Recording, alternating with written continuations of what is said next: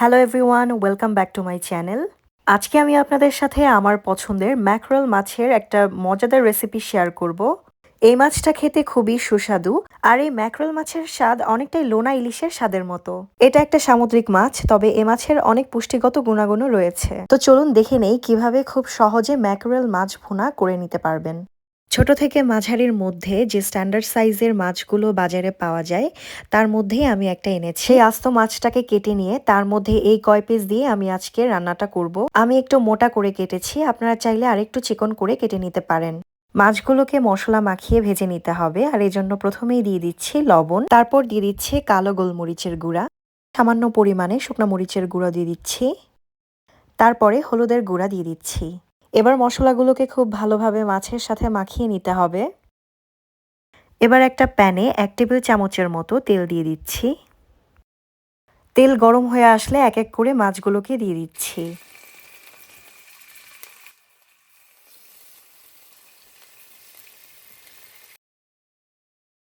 মাছের প্রতি সাইড লাল হয়ে যাওয়া অবধি ভেজে নিতে হবে।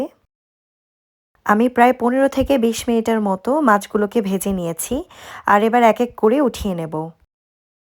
যেই তেলে মাছ ভেজেছি সেই একই তেলে এখন আমি পেঁয়াজ ভেজে নেব। আর এখানে আমি 1 কাপ পরিমাণ পেঁয়াজ নিয়েছি।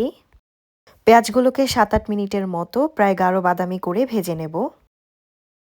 ভাজা হয়ে গেলে তার মধ্যে দিয়ে দিচ্ছি একটা দারচিনি আর একটা তেজপাতা। 2 মিনিটের মতো ভাজা হয়ে গেলে তার মধ্যে অ্যাড করে দিচ্ছি টমেটো। আর এখানে আমি 2টা বড় সাইজের টমেটো দিয়েছি। এবার টমেটোগুলোকে হালকা ভেজে নিতে হবে। এবার তরকারিতে মশলা দেওয়ার পালা।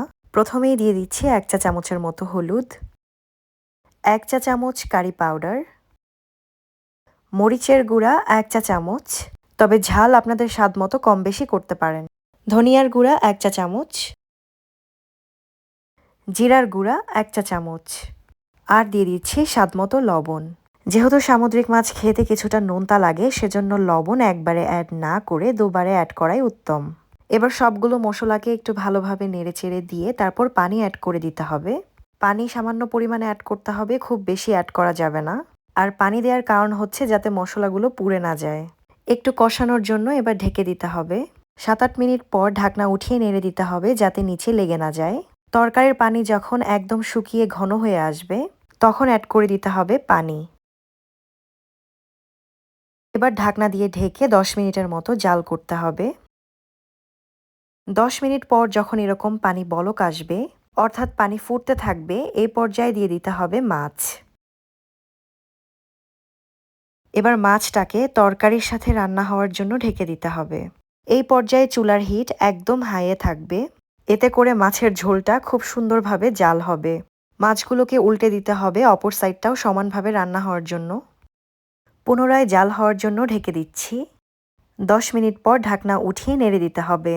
যেহেতু আজকের রেসিপিটা ভুনা রেসিপি, সেজন্য ঝোলটাকে পরিপূর্ণভাবে শুকিয়ে ফেলতে হবে জাল দিয়ে। তো এই যে আমাদের ম্যাকরেল মাছ ভুনা ডান। এই রেসিপি ফলো করে রান্না করলে খেতে নিশ্চিত অনেক মজা হবে। যদি ভিডিওটি ভালো লেগে থাকে তাহলে অবশ্যই লাইক বাটন প্রেস করতে ভুলবেন না। আর মজার মজার রেসিপি পেতে সাবস্ক্রাইব করুন। ধন্যবাদ সবাইকে।